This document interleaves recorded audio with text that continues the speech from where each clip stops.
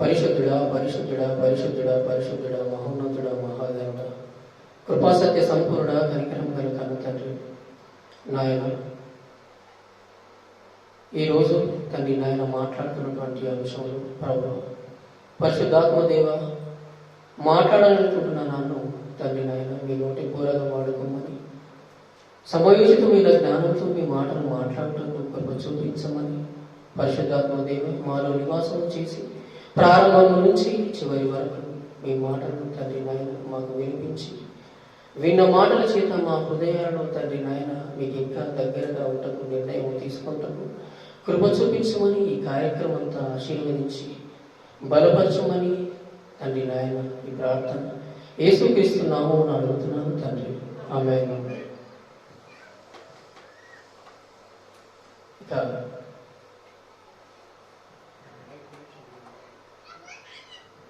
ఈరోజు చిట్ట చివరి అంశంగా దేవుడున్నాడు జాగ్రత్త అనే అంశం పైన ఇప్పటి వరకు 3 పాటలు మాట్లాడాం. ఇది చిట్ట చివరి భాగం.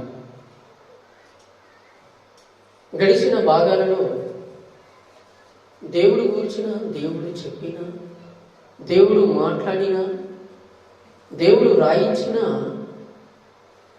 దైవ జ్ఞాన గ్రంథమైనటువంటి బైబిల్లోని దేవుని మాటలు మనతో ఎన్నో విషయాలు మాట్లాడాడు. ఇక ఆ మాట్లాడిన అంశాలలో వాటికి మనము వెళ్ళకుండా కొన్ని అంశాలను గుర్తు చేసుకుంటూ ఈరోజు భాగంగా దేవుడు మాట్లాడుతున్న చిట్ట చివరి దేవుడు తీసుకున్న అంతిమ నిర్ణయంలో ఉన్నటువంటి గొప్ప విషయాన్ని ఎవరు కాదనలేని విషయం అండి, ఎవరు కాదనలేని విషయం. ఏమంటే సమాజాన్ని మనం ఈనాడు గమనిస్తూ ఉంటే సమాజంలో జరుగుతున్న ప్రతి కార్యక్రమాన్ని మనము చూస్తూ ఉంటే విచ్చలవిడి కార్యక్రమాల వద్ద మనిషి వెళ్ళిపోయాడని చెప్పక తప్పదు. ఇంతకీ మనిషి అంతటి విచ్చలవిడి కార్యక్రమాల మధ్య దేవుని భయము లేక సమాజంలో బ్రతుకుతున్నాడు అంటే ఇంతకీ ఏ కార్యక్రమాల మధ్య వెళ్ళిపోయాడు అని మనం కొన్ని విషయాలను మనం చూడగలిగితే దేవుడు చూసిన తర్వాత మనిషి మనిషిగా లేడని ఏమంటే ఇట్టే మనకు తెలిసిపోతుంది. మరోవైపు అపవాది హస్తాల కింద ఈ ప్రపంచం అంతా కూడా చేజిక్కించుకుని వాడు పరిపాలన చేస్తున్నాడని మనకు జరుగుతున్న ఈ సమాజంలో జరుగుతున్న సందర్భాలను గుర్తు చేసుకుంటే ఏమండి ఇట్టే మనకు అర్థమైపోతుందండి. ప్రపంచంలో ఉన్నటువంటి ప్రతి కార్యక్రమాలలో దేవునికి వ్యతిరేకమైనటువంటి కార్యక్రమాలలో మనిషిని తీసుకువెళ్ళి దేవునికి దూరం పెట్టే విషయం లోపల ఏ విధంగా అపవాదికి ఈ సమాజం అంతా వాడి హస్తాలకు వెళ్ళిపోయిందో ఏమండి మనం ఈ సమాజాన్ని గమనిస్తుంటే చూస్తుంటే మనకు అర్థమైపోతుందండి. ఏమండి ఈనాడు సమాజంలో పురోగ అభివృద్ధి పేరిట, నెట్టు పేరిట, మన యంత్రాల పేరిట ఒక జరిగిన సందర్భాన్ని ఈరోజు మాట్లాడుకుందామండి. ఏమంటే రోబోల గురించి మనకు తెలుసు, కొన్ని విషయాలు మనం మాట్లాడుకున్నాం. మనిషి విజ్ఞానం కాస్త ముందుకు వెళ్ళి అభివృద్ధి చెందేసరికనంటే ఆ రోబోలను ఇంకే విధంగా వాడుకున్నాడో ఏమండి చూస్తే మనిషి ఇంత నీచానికి దిగజారడా అన్న ఆలోచన మన మనసులో పుట్టక మానదు. ఏమంటే జపాన్ దేశంలో జరిగినటువంటి మిగతా దేశాలలో జరుగుతున్నటువంటి ఒక సందర్భాన్ని మనం ఆలోచిద్దామండి. ఏమంటే పేరుకు రోబో, పేరుకు మన యంత్రం. ఆ రోబోల చేత మనిషి వాటిని ఉపయోగించుకొని పనులను ఉపయోగించుకున్నాడంటే మంచిదే, కానీ పనిలోనే ఉపయోగించుకోకుండా తన స్వార్థానికి కూడా, ఒక నీచమైన స్వార్థానికి కూడా ఉపయోగించుకుంటున్నాడంటే వాడికి గుండె ధైర్యం ఏంటి మనిషిని? ఇంతకీ ఆ నీచమైనటువంటి కార్యక్రమం ఏందని అనుకుంటున్నారా? ఏమండి ఒక స్త్రీ అండి ఒక మగ రోబోను పెళ్లి చేసుకుంది. ఒక పురుషుడండి ఒక ఆడ రోబోను పెళ్లి చేసుకుని వివాహ బంధానికి మచ్చ తెచ్చే విధంగా రోబోలను పెళ్లి చేసుకుని సంసార కార్యక్రమాల మధ్య ఈనాడు మనిషి వెళ్ళిపోయాడంటే వాడిని మనిషి అనాలా మృగమనాలా ఆలోచించండి. పెళ్లి చేసుకోవడానికి వివాహాన్ని చేసుకోవడానికి దేవుడు నిర్ణయించిన ఈ వివాహ బంధం యొక్క విలువ తెలియక మనిషి మర యంత్రాల వైపు వివాహాలు చేసుకుంటూ ఆ మర యంత్రాన్ని చూసుకుంటూ దాని అందాన్ని చూసుకుంటూ ఈ మధ్య సినిమాలు వచ్చాయి మీకు తెలుసుకొని 0.2 రోబో అని వాటిని పెళ్లి చేసుకుంటూ వాటితో సుఖ అనుభవమును పెంపొందించుకుంటున్నటువంటి మనిషి ఎంత కఠినుడిగా మారిపోయాడండి. పెళ్లి చేసుకోవడానికి మనుషులు లేరా? స్త్రీ పురుషుల యొక్క బంధాన్ని దేవుడు మంచి బంధంగా ఆది కాలములో ఆదాముల చేత మంచి వివాహ బంధాన్ని ఏర్పరిస్తే అది అతి తెలివితో జ్ఞానాన్ని సంపాదించుకున్నారన్నటువంటి పురోగ అభివృద్ధితో మనిషి చేస్తున్నటువంటి నీచమైన కార్యక్రమం కాదా ఇది? ఆలోచించండి. రోబోలను పెళ్లి చేసుకోవడం ఏంటండి? వాటితో సంసార కార్యక్రమాలను జరిగించడం ఏంటండి? ఆలోచిస్తే బుర్ర పని చేయదండి. ఇంతటి నీచమైన కార్యక్రమాల మధ్య మనుషులు వెళ్ళిపోతూ ఉంటున్నారు. అంతేకాదు ఇంకొక విషయాన్ని ఆలోచిస్తే మరింత మృగంగా మనిషి మారిపోయాడా అనే ఆలోచన వస్తుంది. మరికొన్ని దేశాలలో దేవుడు మనిషికి పిల్లలను గర్భఫలాలుగా బహుమానాలుగా దేవుడు మనిషికి పిల్లలను ఇస్తే ఆ పిల్లలనే తీసుకొని పుట్టిన ఆ పిల్లల్ని తీసుకొని కోసినట్టు కోసి వండుకొని ఉడికించుకొని ప్రతి పార్ట్ కనిపించేలా మనిషి ఆ ప్లేట్లో వేసుకొని నోట్లో తింటున్నాడంటే మనిషిని ఏమనాలండి? దేవుడు గర్భఫలాన్ని దేవుడు నీకు ఇస్తే ఆ గర్భఫలాన్ని మనుషులు ఆ పిల్లల్ని పుట్టిన వెంటనే చంపుకు తింటున్నారు, వండుకు తింటున్నారండి. ఒకడు తల సూపు చేసుకొని తింటున్నాడు, ఒకడు ఆ తొడను కనిపించే విధంగా ఇది లెగ్ పీస్ అని చెప్పేసి ఆ పీసును తీసుకొని పీక్కుంటూ రాబందులా తింటున్నాడంటే వీడిని మనిషి అనాలా మృగమనాలా ఆలోచించండి. మనిషిని తినడం ఏంటండి? మనిషిని తినడం ఏంటండి? తినడానికి ఈ ప్రకృతిలో దేవుడు ఎన్నో విషయాలను, ఈ ప్రకృతిలో ఎన్నో ఫలాలను నీకు కావలసిన జంతువులను కూడా దేవుడు ఇచ్చాడు కదా. ఏమైపోయింది నీ తెలివి? ఎందుకు మనిషి మృగంగా మారిపోయాడు? అపవాది చేతిలో మనిషి ఎందుకండి ఈ విధంగా కీలుబొమ్మగా మారిపోయాడు? ప్రారంభంలో ఆది కాండంలో హవ్వమ్మతో ఒక అపరిచితుడు మాట్లాడిన సందర్భం, సుపరిచితుడుగా ఆది కాండంలో అవ్వమ్మతో అవ్వమ్మ ఆదాములతో మాట్లాడుతూ ప్రతి చల్లపూట హాయిగా గడిస్తున్నటువంటి ఆ సందర్భంలో అప్పటి వరకు దేవుడే తప్ప ఎవరు మాట్లాడని సందర్భంలో ఒక అపరిచితుడైన అపవాది మాట్లాడుతున్నాడన్న విషయాన్ని కూడా గమనించని విషయంలోకి వెళ్ళిపోయిందండి అవ్వమ్మ గారు. సుపరిచితుడైన దేవుని యొక్క మాటలను పక్కన పెట్టి ఇతనెవడో అపరిచితుడని గమనించకుండా వాడి మాటలకు, వాడు చూపించిన పండుకు ఆకర్షితురాలై వాడి మాటలకే ప్రలోభించినటువంటి మాటలకే లొంగిపోయి పాపానికి ప్రారంభోత్సవం ఆనాడు జరిగిందని చెప్పక తప్పదు. అపరిచితుడైన ఆ అపవాదిని గురించిన ఆలోచన రాలేదంటండి. అప్పుడే ప్రారంభమైన పాపం ఇప్పటి వరకు యేసుక్రీస్తు వచ్చి తన రక్తాన్ని ఆ శిలువ మీద ఒలికించి రక్షణను ప్రసాదించిన మనిషికి మనసులో మార్పు రాకపోతే మనిషిని ఏం చేయాలి? దేవుడు తీసుకున్న అంతిమ నిర్ణయములు ఈ భూలోకాన్ని, ఈ ప్రపంచాన్ని భస్మము చెయ్యాలన్న ఆలోచనతో, అంతిమ నిర్ణయాలతో, మరణ సాధనాలను దేవుడు ఏర్పరచుకొని ఈ యొక్క ప్రపంచాన్నే పుట్టగతులు లేకుండా దేవుడు చేయటంలో ఏమైనా అన్యాయం ఉందంటారా? ఆలోచించండి. మంచి మాటలు చెప్పిన మారని సమాజం మరింత కఠినమైనటువంటి హృదయాన్ని కలిగి కఠినుడుగా మారి ఇంతటి దౌర్భాగ్యపు పనికి మనిషి ఒడికట్టాడంటే మనిషిని ఏలుతున్న వాడెవడు? వాడి పైన ఏలికగా పరిపాలకుడుగా వాడికి అనుసరిస్తున్న వాడు ఎవరు?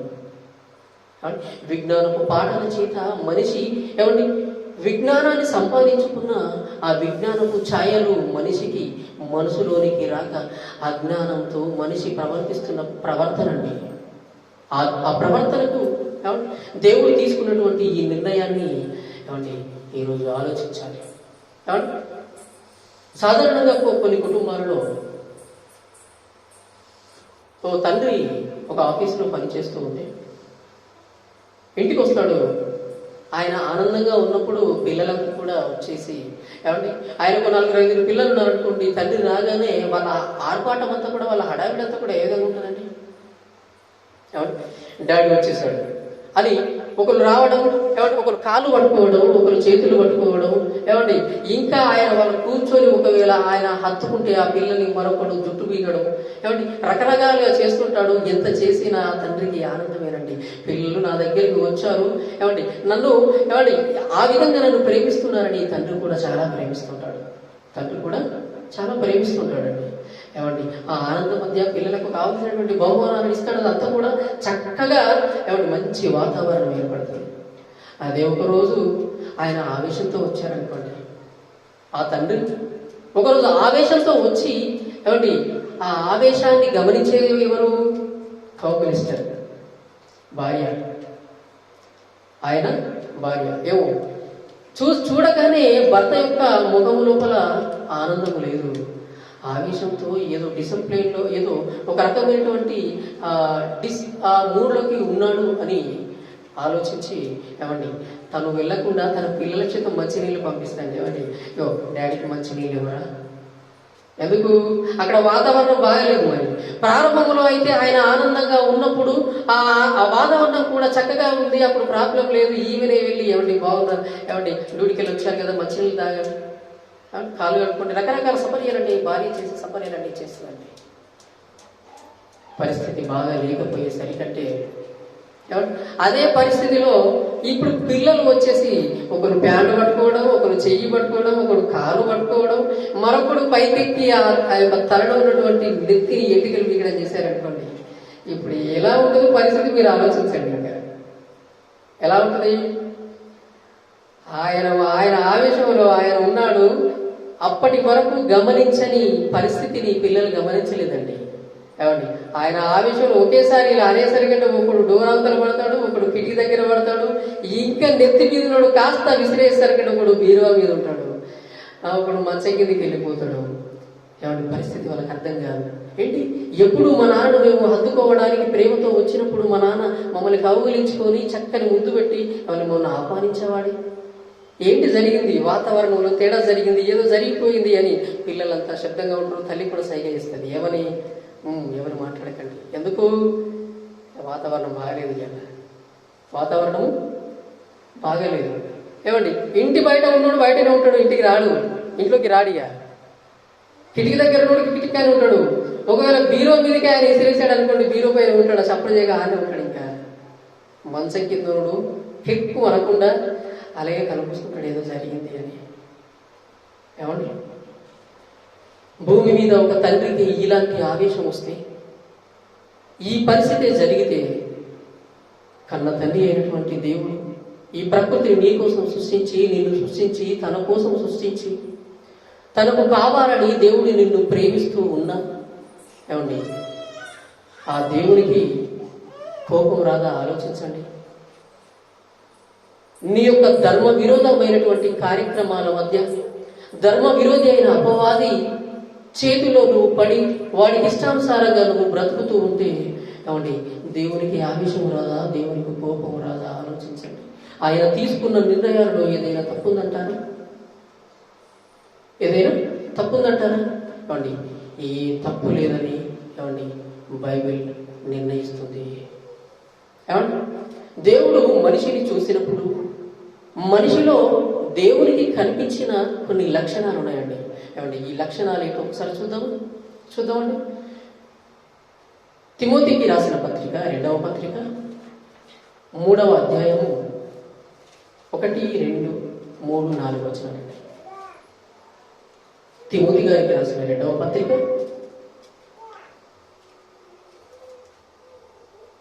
3వ అధ్యాయం 1, 2, 3, 4 వచనాలు.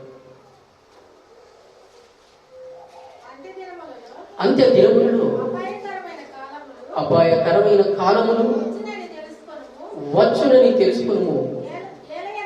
ఏలయనగా మనుషులు స్వార్థ ప్రియులు, ధనాపేక్షులు, బింకములాడువారు, అహంకారులు, దూషకులు, తల్లిదండ్రులకు అవిధేయులు, కృతజ్ఞత లేనివారు, అపవిత్రులు, అనురాగ రహితులు, అతి ద్వేషులు, అపవాదకులు, అజితేంద్రియులు, క్రూరులు, స్వజన ద్వేషులు, ద్రోహులు, మూర్ఖులు, గర్వాంధులు, దేవుని కంటే సుఖ అనుభవమును ఎక్కువగా ప్రేమించేవారు. చాలండి. ఆ వచనంలో ఉన్నటువంటి ఆ సందర్భంలో ఉన్నటువంటి ఆ విషయాలన్నీ చూస్తే సుమారుగా అవన్నీ కూడా మనకు ఒక 20 కనిపిస్తాయండి. ఒక 20 కనిపిస్తాయి. అందులో ఇంకా కొన్ని కూడా దుర్జనులు, వంచకులు, మోసపరచువారు, అందులో మరికొన్ని. కాబట్టి టోటల్గా అవన్నీ చూస్తే ఒక 20 కనిపిస్తుంది. కాబట్టి ఇవన్నీ ఎవరి లక్షణాలు? ఇవన్నీ కూడా అపవాది లక్షణాలు. కాబట్టి ఈ లక్షణాలన్నింటిని కూడా కౌంట్ చేస్తే 20 లక్షణాలు ఉన్నాయి. ఇప్పుడు 2020 మ్యాచ్ ఎవరు ఆడుతున్నారో మీరు ఆలోచించండి. ఇప్పుడు 2020 మ్యాచ్ ఎవరు ఆడుతున్నారు? ఇవన్నీ కూడా ఈ లక్షణాలన్నింటిని కూడా కౌంట్ చేస్తే 20 ఉన్నాయి. ఇప్పుడు ఆడుతున్న 2020 మ్యాచ్ ఎవరు? అపవాది చేతిలో నువ్వు కీలుబొమ్మగా మారిపోయావు. వాడు ఆడుతున్నాడు మ్యాచ్. వాడి ఆటలో నువ్వున్నావు, నిన్ను ఆడిస్తున్నాడు వాడు. ఏమండి? మనుషుల యొక్క ఈ గుణాలను చూసి స్వార్థప్రియులుగా, ధనాపేక్షకులుగా, బింకములాడువారుగా, అహంకారులుగా, దోషులుగా, తల్లిదండ్రులకు అవిధేయులుగా, ఏమండి అపవిత్రులుగా, అతి ద్వేషులుగా మారిన ఈ సమాజాన్ని చూసిన దేవుడు ఏమండి ఆయన తీసుకునే అంతిమ నిర్ణయంలో న్యాయం లేదంటారా? ఆలోచించండి ప్రియమైన దేవుని వారను. దేవుని కంటే సుఖ అనుభవమును ప్రేమించేవారు.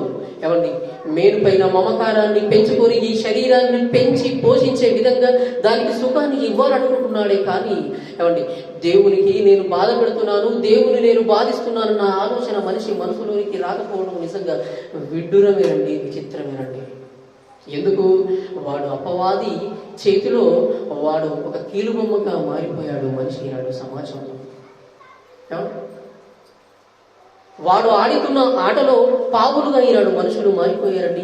అందుకే ప్రపంచమంతా కూడా వాడి హస్తగతంగా మారిపోయింది. ప్రపంచంలో ఉన్నటువంటి మనుషులంతా కూడా వాడి కార్యక్రమాల మధ్య ఈనాడు సమాజంలో పరిగెత్తుతూ ఉన్నారే తప్ప కన్న తండ్రి రాయించిన మహాజ్ఞాన గ్రంథమైనటువంటి ఈ బైబిల్లో ఉన్నటువంటి విషయాలను ఎవరు హత్తుకుంటున్నారు చెప్పండి? ఆయన నిన్ను హత్తుకోవాలని, నిన్ను ప్రేమించి తన చుట్టకు రావాలని దేవుడు ఎన్నో మాటలు చెప్పాడు. అయినా మనిషికి మార్పు లేని మనిషిగా మారిపోయాడు.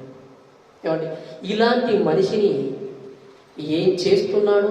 ఆయన మరణ సాధనాలైనటువంటి కొన్ని సాధనాల గురించి మనం మాట్లాడుకున్నాం. ఏం మాట్లాడుకున్నాం? ఆయన మరణ సాధనాలైనటువంటి ఆ సూర్యుని వెలిగించే సూర్యుడు వేడిగా మారి మనిషిని మంటలకు మార్చి పాడేశాడు. వెలిగివ్వాల్సిన సూర్యుడు మనిషిని మార్చడానికి ఏమండి ఆ సూర్యునికి దేవుడు ఇచ్చిన అధికారం అని చెప్పేసి మనం ఆలోచించాం. చల్లపూట చక్కని వర్షాన్ని ఇచ్చి ఈ వర్షం చేత మంచి పంటలిచ్చి సారవంతమైనటువంటి సారాన్ని అనుభవించడానికి మనిషికి దేవుడు ఇస్తే ఏమండి ఆ యొక్క పంటలను ఆ వర్షాన్ని ఎలా మార్చేశాడని విన్నాము? ప్రవాహంగా మార్చేశాడు. ఏమండి ప్రారంభపు వర్షాన్ని బాగుందని చూసాం. ఆ తర్వాత ఆయన కోపానికి ఏమండి ఆ వర్షమంతా ప్రవాహంగా మారిపోయి ఆ పంటలన్నీ కూడా పాడైపోయాయి. పని మారింది. ప్రారంభంలో ఉన్నటువంటి నీకు మంచి పంటలు రావాలని, నువ్వు బాగుండాలని పంటలను పండించడానికి చక్కని వర్షాన్ని ఇచ్చిన ఆ దేవుడే ఆ యొక్క ప్రకృతిలో ఉన్నటువంటి మరణ సాధనాలలో ఒకటైనటువంటి ఆ వర్షాన్ని నీ మీదికి మరణ సాధనంగా మార్చి పారేశాడు.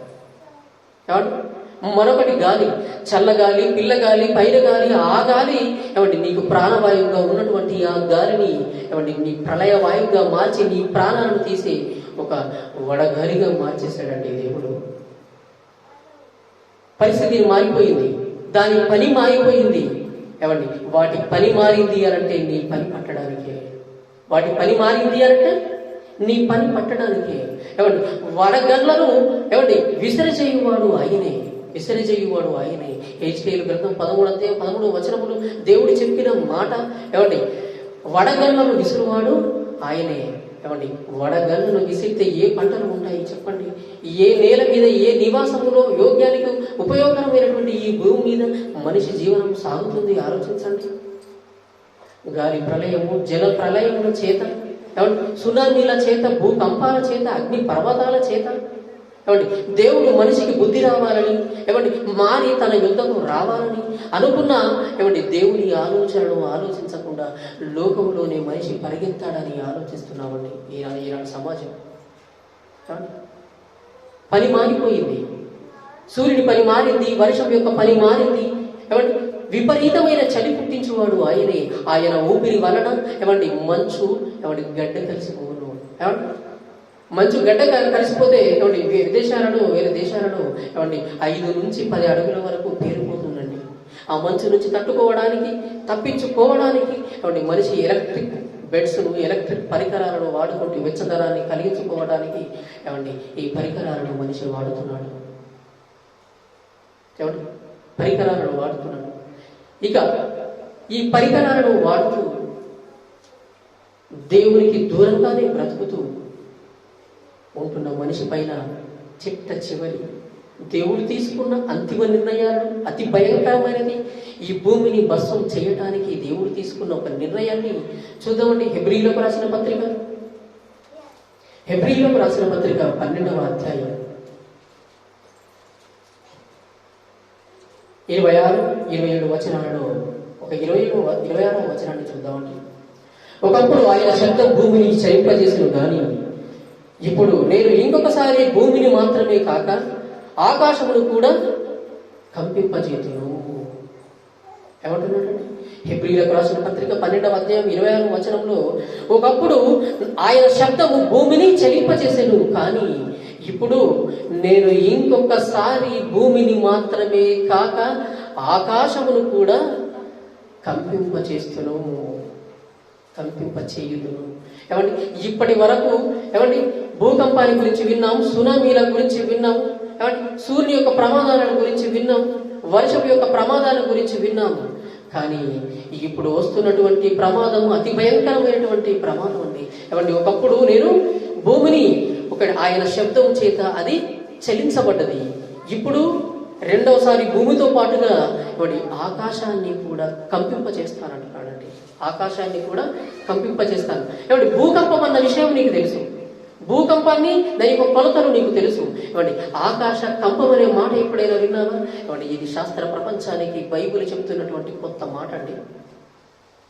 ఏమండి శాస్త్రవేత్తలు చాలా మంది ఈ ప్రకృతిలో ఏమండి ఏదో ఒక లోపాన్ని వెతుక్కుంటూ ప్రకృతిలో ఒక లోపం ఉందని ఆలోచిస్తున్నారే తప్ప ఏమండి శాస్త్ర ప్రపంచానికి దేవుడు తన గ్రంథమైనటువంటి ఈ బైబిల్లో రాయించిన ఏమండి ఆకాశ కంపం, ఏమండి ఆకాశం కంపిస్తుందా? ఆకాశం కంపిస్తే ఏమండి ప్రమాదం ఏమైనా జరుగుతుందా? ఏమండి ఏ ప్రమాదము జరుగుతుంది అని అంటున్నాడు అక్కడ. ఆకాశాన్ని కంపింపచేయును. ఏమండి 27వ వచనం చూడండి ఒకసారి. ఇంకొకసారి అన్నమాట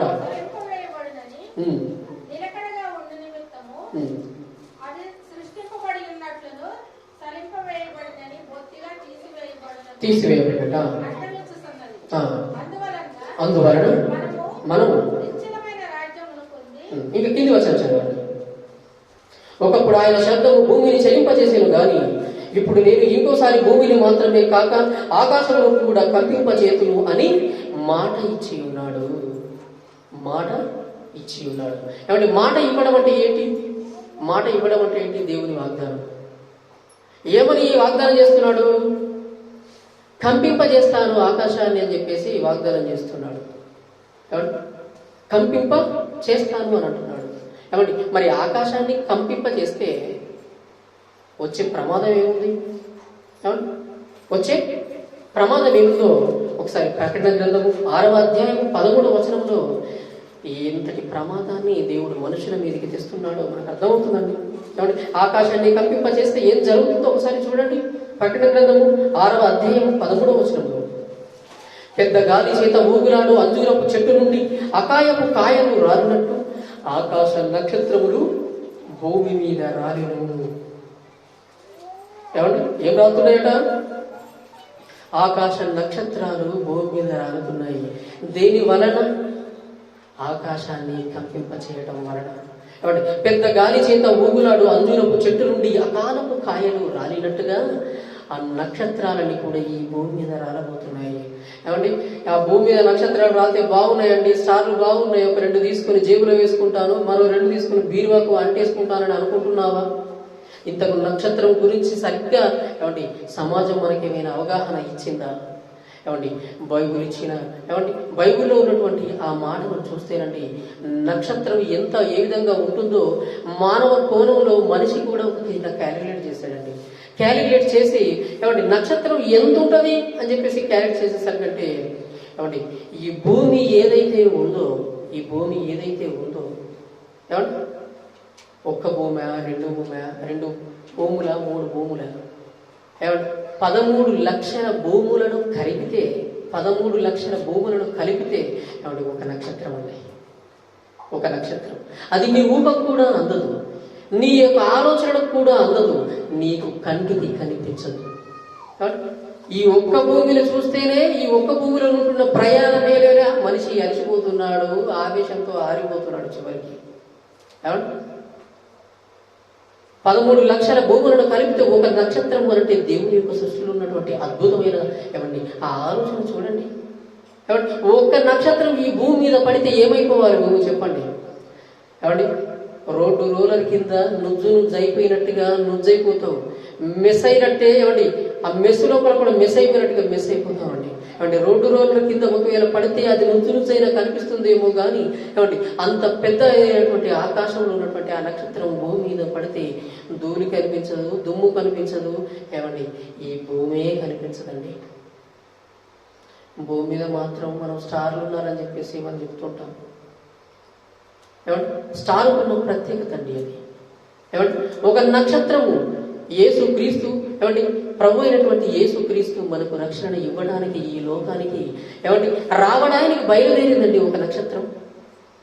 తూర్పు దిక్కున ఉదయించిన ఆ నక్షత్రం ఏమంటే క్రీస్తు యొక్క రక్షణను చూపించడానికి ఏమంటే క్రీస్తు మీ కొరకు లోక రక్షకుడు పుట్టాడని ఏమంటే చెప్పడానికి ఒక నక్షత్రం బయలుదేరింది. ఒక నక్షత్రం. ఇక నక్షత్రాలే రాలుతాయి అనంటే పరిస్థితి ఎంత భయంకరంగా ఉందో ఆలోచించండి. ఎటువంటి ప్రమాదం మధ్య ఈ సమాజం ఉందో ఆలోచించండి.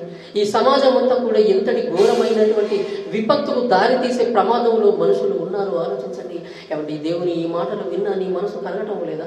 దేవుని ఈ మాటలు విన్నా నీ మనసు చెలించటం లేదా?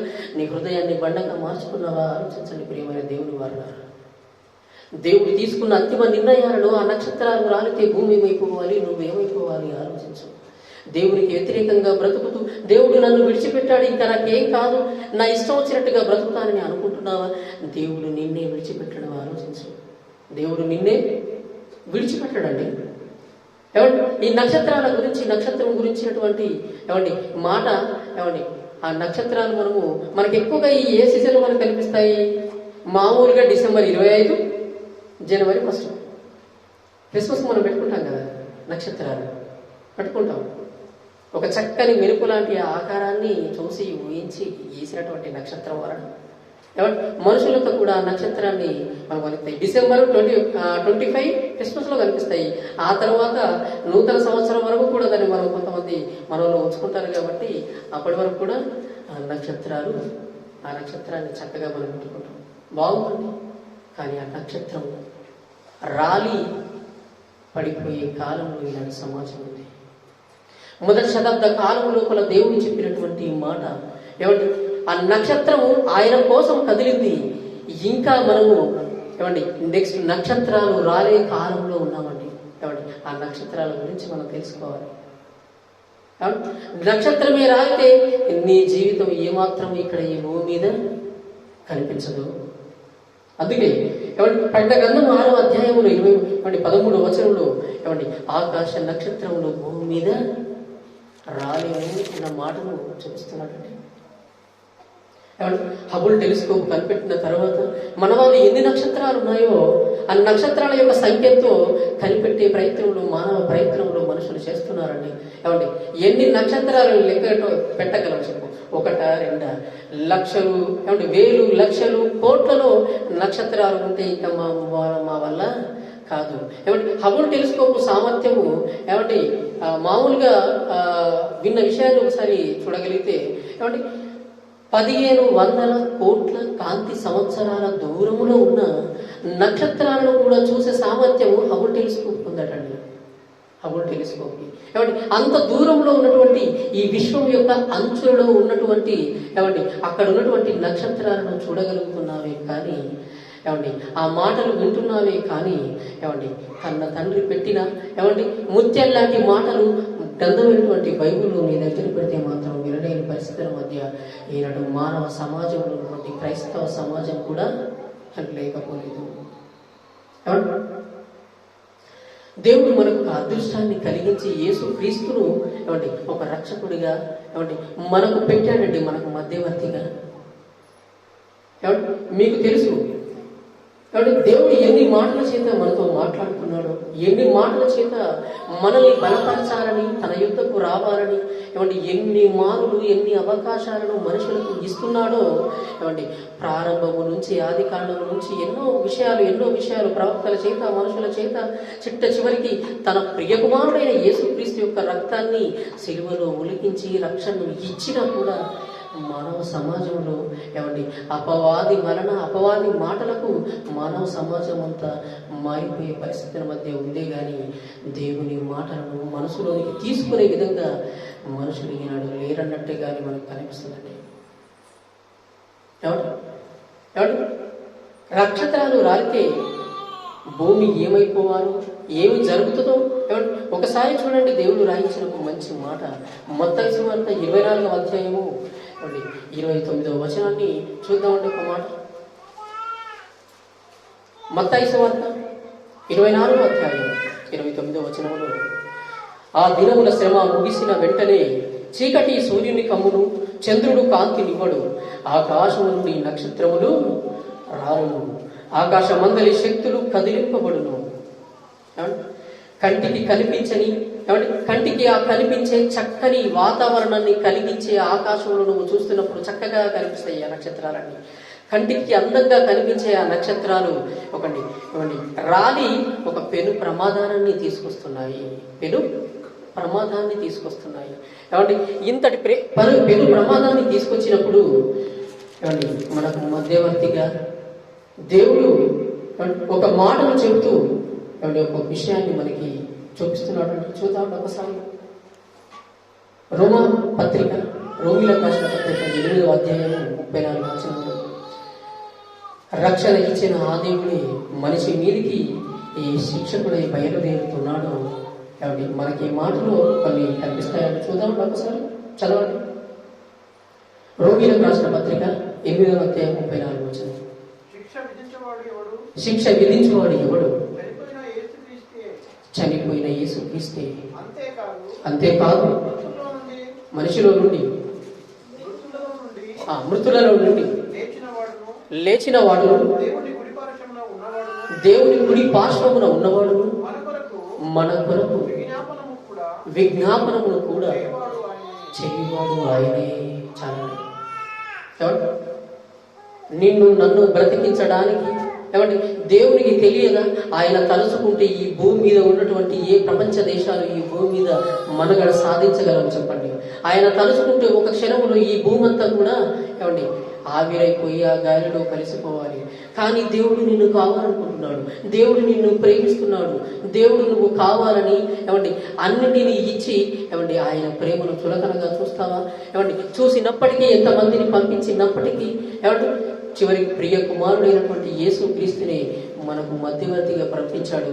ఆనాడు రక్షణ గూర్చిన సువార్తను యేసుక్రీస్తు చెప్పి అనేక మంది శిష్యులను తయారు చేసి ఆయన మాటలు ఈ సమాజంలో వినిపించాడు. రక్షకుడుగా ఉన్న ఆయనే ఈనాడు శిక్షించడానికి నీ మీదికి వస్తున్నాడు.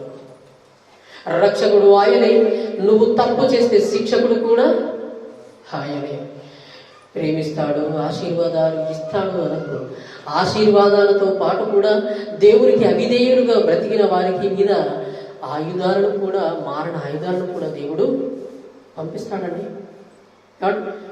మరొక మాట చూద్దామండి. నక్షత్రాలు రాస్తున్న పరిస్థితిని బట్టి కూడా పేతురు 2వ పేతురు 3వ అధ్యాయము 10-11 వచనాలలో ఒక మాటను చూద్దామండి. 3వ అధ్యాయం 10-11-12 వచనాలలో, అయితే ప్రభు దినము దొంగ వచ్చినట్టు వచ్చును. ఆ దినమున ఆకాశములు మహాధ్వనితో గర్తించిపోవును, పంచభూతములు మిక్కుటమైన వేలంతో లయమైపోవును, భూమియు దాని మీద ఉన్న కృత్యములు కాలిపోవును. ఇవన్నీ ఇట్లు లయమైపోవును గనుక ఆకాశములు రగిలుకొని లయమైపోవునట్టు, పంచభూతములు మహావేగంతో కరిగిపోవునట్టు దేవుని దినపు రాకడ కొరకు కనిపెట్టుచున్నవి. ఈ సృష్టి కూడా మిగుల ఆశతో తేలి చూస్తున్నది. ఈ పంచభూతాలైనటువంటి నింగి, నేల, నీరు, నిప్పు, గాలి ఇవి ఉపయోగపడాలని నీకు ఇచ్చాడు. వాటిని పని మార్చి నీ పని పట్టడానికి దేవుడు వీటిని తీసుకొచ్చాడు. పంచభూతములన్నీ కూడా మహావేంద్రంతో, మిక్కుటమైన మహావేంద్రంతో అవి లయమైపోయినట్టు ఈ ప్రకృతి కూడా ప్రసవ వేదన పడుచున్నదండి. మోలుగుచు నాటి నుంచి నేటి వరకు నీకు ఉపయోగపడుతున్నది, చివరికి అది నీ మీదికి తిరగబడుతూ అది కూడా ప్రసవ వేదన పడుచున్నదండి. ఇంకా అది ప్రసవ వేదన పడుచున్నదంటే దానిలో అర్థం ఏంటో తెలుసా? ప్రారంభం నుంచి మానవుడు నేటి వరకు ఆయా తరాలలో మనుషులు చేసినటువంటి అవిధేయత వలన ప్రకృతి కూడా ప్రసవ వేదన పడుచు అది మూలుగుచున్నది. దేవా, ఒక్క ఛాన్స్ నాకు ఇవ్వు, లేవి పారేస్తా ఈ ప్రపంచాన్ని, ఒక్క అవకాశం. అందుకే మనుషులతో చెప్పుకోవడానికి దేవుడు ఇష్టపడక, మనుషులు ఉన్నటువంటి అంత నీచమైన లక్షణాలను ఉండడం బట్టి ఈ ప్రపంచాన్ని దేవుడు ఉంచకుండా లయము చేయడానికే ఆయన సిద్ధపడ్డాడు. లయము చేయడానికి ఆయన సిద్ధపడ్డాడండి. మీకు తెలుసు ఒక తోటమాలి యజమాని సందర్భం మీకు తెలుసు కదా. యజమానుడు తోటమాలితో ఈ చెట్టు పచ్చగా ఉంది తప్ప ఇది ఫలించటం లేదు. 3 సంవత్సరాల నుంచి నేను దీన్ని చూస్తున్నాను, ఇది ఫలించడం లేదు కనుక దీన్ని నరికి పారేస్తా, తీసివేసి. తోటమాలి ఆ సందర్భం లోపల ఇంకొక అవకాశం దానికి, ఎరువు వేస్తాను, చక్కైన ఎరువు వేసి మంచిగా అది ఎరువు తిని పెరిగిన తర్వాత, చక్కదైన తర్వాత అది ఫలించి అభివృద్ధి చెందినేమో.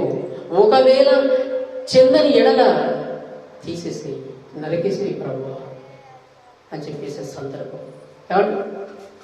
తోట ఈ సమాజం, యజమానుడు దేవుడు, తోటమాలి ప్రభు అయిన యేసుక్రీస్తు. ద్రాక్ష తోటలో ఉన్న ఈ సమాజంలో అంజూరపు చెట్టుగా అకాలపు కాయను కాస్తూ ఫలించక అభివృద్ధి చెందుతున్న నిన్ను ఈ సమాజంలో దేవుడు ఉంచాలనుకోవడం లేదు, తీసేయాలని అనుకుంటున్నాడు. అందుకే యేసు క్రీస్తు యొక్క రక్షణ ఆ రక్షణ యొక్క ఆ విలువైనటువంటి ఆ రక్షణ ద్వారా దేవుడు ప్రభు అయిన యేసుక్రీస్తు దేవునికి అడ్డుపడి మనల్ని బ్రతికిస్తున్నాడండి. ఆయన ఇచ్చిన రక్షణ అదే, ఒక అవకాశం. ఇది చివరి అవకాశం. దేవుడు ఇచ్చినటువంటి ఈ రక్షణను చేతపట్టుకొని ఈ లోకమందు జ్యోతులుగా బతుకుతావా? ఆయన మాటల పట్ల నువ్వు జీవిస్తావా? ఆలోచించు. లేదా మధ్యవర్తిగా దేవుడు ప్రభు అయిన యేసుక్రీస్తు మధ్యవర్తిగా ఆర్తనాదం ఆయన అర్థిస్తున్నాడండి. ఒక అవకాశం ఇవ్వండి. ఇంకా అవకాశాలు లేవు. ఇదే చిట్ట చివరి అవకాశము, చిట్ట చివరి పిలుపు, చివరి గడియ మేలు కొలుపుగా ఈ దేవుని మాటలను అంగీకరించి నీ మనసును ఆహ్వానిస్తావా? ఈ ప్రకృతికి బలై ఆ మరణ సాధనాలతో నీ యొక్క మరణాన్ని కొని తెచ్చుకుంటావా?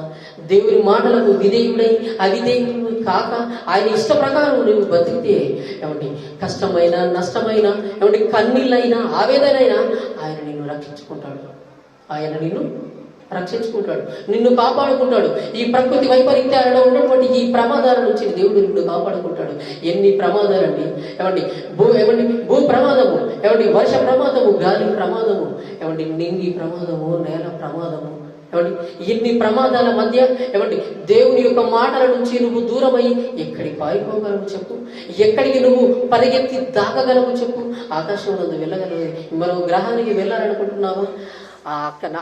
అకాలము కాయలు రాలినట్టుగా నక్షత్రాలు రాలినప్పుడే ఆ భూమి అంతా కూడా, ఈ విశ్వం అంతా కూడా ఈ వినాశనానికి దారి తీస్తుందని నువ్వు తెలుసుకోవాలి. ఎక్కడికి పారిపోగలవు చెప్పు? దేవుని యొక్క మాటల చెంత ఎన్నిసార్లు నీ యుద్ధకు వచ్చినా, ఎన్ని ప్రేమపూర్ణమైనటువంటి మాటలు నీ చెంతకు వచ్చినా పెడచెవున పెట్టి గర్వాంధుడై అహంకారంతో దేవుని యొక్క మాటల పట్ల అవిధేయుడిగా బతుకుతూ ఆయన మాటలకి తిరుగుబాటు చేస్తున్నావా? తిరుగుబాటుదారుడుగా నువ్వు దేవునికి మారుతున్నావా? ఆలోచించు ప్రియమైన వారడా.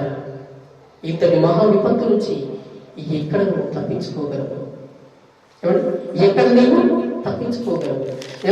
దేవునికి అవిధేయులుగా బ్రతుకుతున్న వారి పట్ల మారణ ఆయుధాలు రావటం, ఆ యొక్క అకాలంలో ఉన్నటువంటి ఆ ప్రమాదాలకు మనుషులు గొరికావటం న్యాయమే. అయితే దేవుని కోసం బ్రతికి, దేవుని కోసమే కన్నీళ్ళైనా, కష్టాలైనా, శ్రమలైనా, ఆవేదనైనా, వేదనైనా ఆయన కోసం బ్రతకాలని నిర్ణయించుకున్న నీకు డోకా లేదు. ఈ సమాజంలో ఉన్నటువంటి కనిపించే ఈ యొక్క సందర్భాలకు, దృశ్యాలను చూసి నువ్వు తొందరపడకు, ఆవేశానికి గురికాకు, అనాలోచితంగా ఆలోచించకు.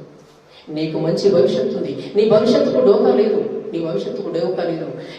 ఈ భూమి అయినా నాశనమైనా, ఆ నక్షత్రాలు రాలిన, ఈ ప్రపంచమంతా దుమ్ముతో దూరితో కలిసిపోయినా, మరణంలో నువ్వు కలిసిపోయినా నీ బ్రతుకు, నీ జీవితానికి డోకా లేదు. నువ్వు దేవుని యొక్క మాటల ప్రకారం బ్రతికితే, ఆయన మాటల ప్రకారం నువ్వు బ్రతికితే నీకు పరలోకం.